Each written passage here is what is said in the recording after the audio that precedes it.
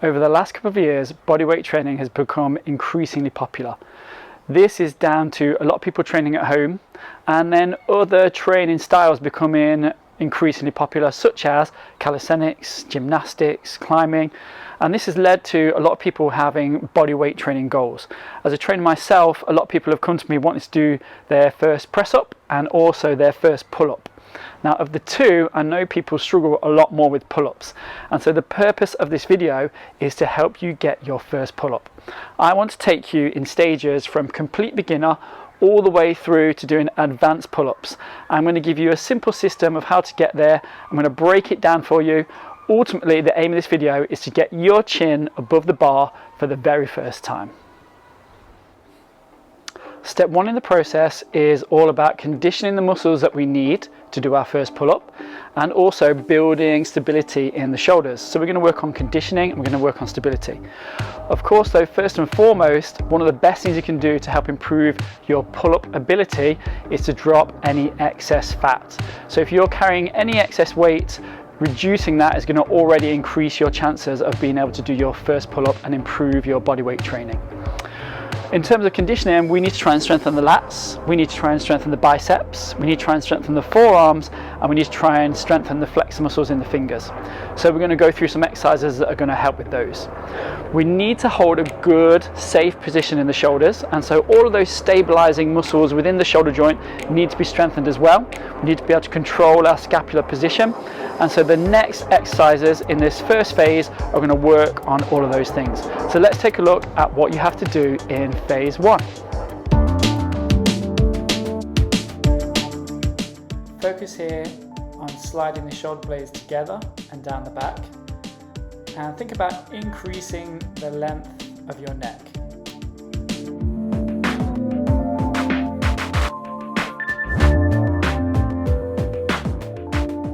The tricky part is getting into the band. Do it safely and sensibly. And once you've got hold of the bar, don't let go until your feet are back out. Pause for a second at the top and then lower down with control.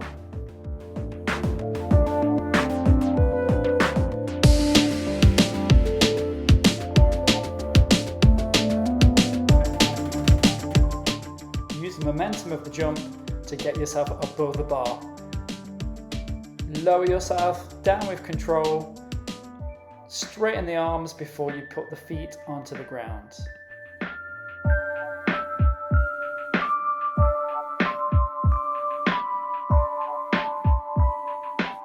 Use a standard bench or a preacher curl, but ensure the elbow is dug in to help you isolate the bicep.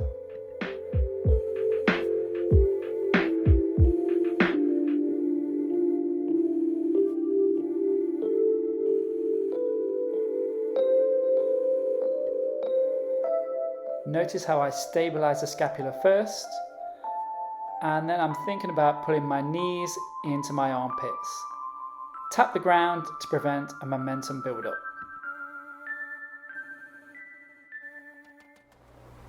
Alright, so you've grafted your way through phase one, and now we're moving on to phase two, which is all about strength development. So we need to improve the strength performance of those key muscle groups that we talked about earlier.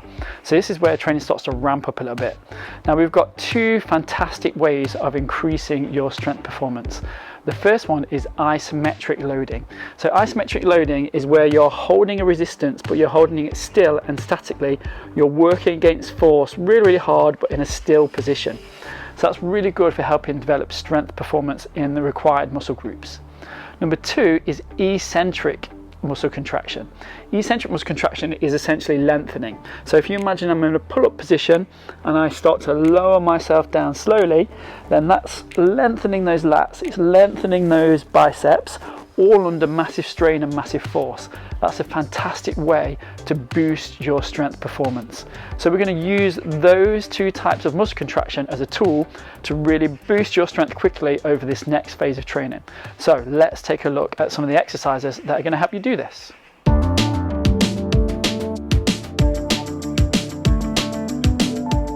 Use a box or something similar to get height on the bar. Hold yourself above the bar for a couple of seconds before you lower down onto straight arms and then regain your feet.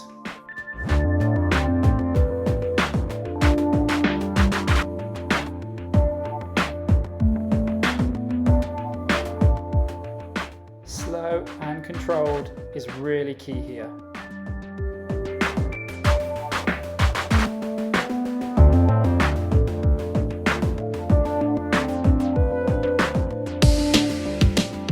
Pull your chin above the bar and tuck those knees in tight.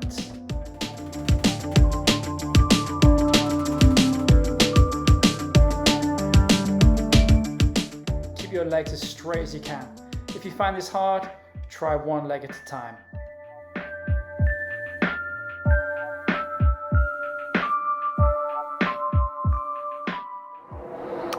Well done for getting through phase 2. It's a tough phase and you probably had a lot of muscle soreness, especially in the back and probably in the forearms as well. But that's all good because it's helped to boost your performance and you're ready for this next phase of training. We're going to move into phase 3. Phase 3 is all about building your concentric strength. So that is shortening the muscles. So this is literally when we're pulling ourselves up. Can you see that my lats are getting shorter and my biceps getting shorter as I apply that effort? This is the phase I would expect you to get your first pull-up. You may or you may not get it. It would usually take about 4 to 6 weeks to get there, but you do have to keep testing yourself now. Hang from the bar, pull hard and see how far you can get. One day it's going to happen very soon. Start from a hang position and try and pull your chin above the bar.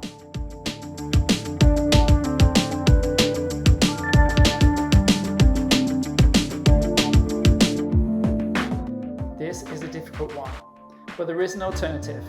You can use 2 hands to pull up and then lower down on one arm.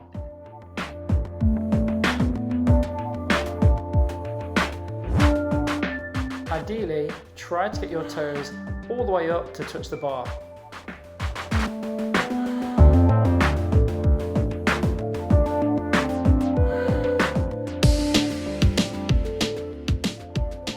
We are moving on to phase 4. My first question is, did you get there in phase 3? Did you get your chin above the bar for the very first time? If you didn't, keep at it because we need to get that now ready for this next phase of training. We're moving into phase 4 now, which is all about advanced pull-up training. So we're really going to try and take your pull-ups to a new level. You need to be able to get your chin above the bar before you start this phase. So we're really going to work on taking your strength to the next level on pull-ups now. We're going to start doing things like adding weight. We're going to add more movement to your pull-ups, and we're going to also add in a lot more fun to your pull-up training to keep you interested in bodyweight training and keep progressing. So there's loads of different stuff you can do here. Your imagination is your own limit, but I've given you a few ideas to get you started. Let's take a look at these exercises, have a look at them, have a play with them, and come up with some of your own ideas to enjoy.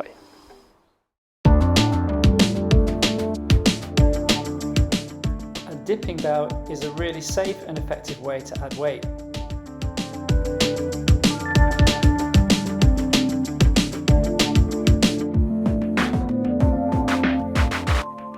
If you have one, a weights vest might be more comfortable.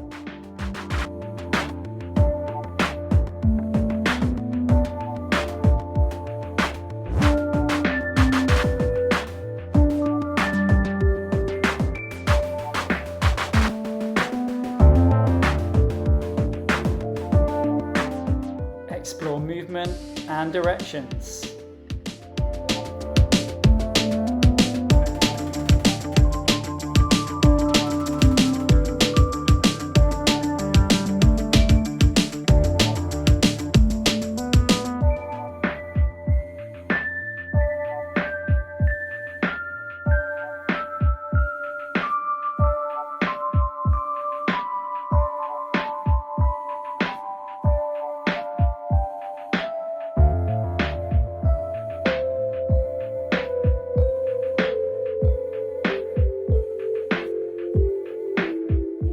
Adding a light ball can be fun, especially if you're working with a partner.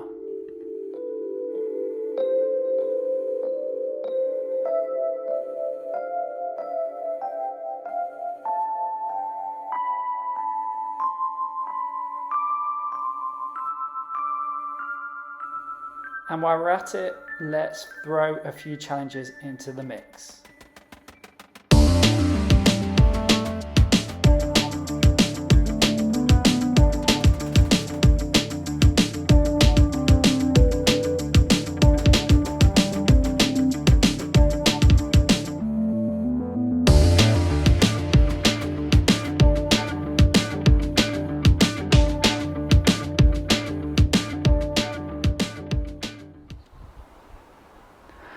The road to your first pull-up is quite a long road, isn't it? It's a bit of a journey, and I know because I've been down that journey myself. But hopefully by this point you are there now and you're ready to continue training and keep improving your strength. There's lots of different things you can do from this point to keep yourself interested and motivated to train. You could move on to more bar training, gymnastic style training, like the rings, for example. There's lots of different ways we can stay inspired and stay motivated. What would be fantastic is if you could share with others. So share with myself, share with FitPro, share some of your struggles and some of your successes. But let's keep each other interested, keep motivated. We're going to stay strong and we're going to keep on training. All the best.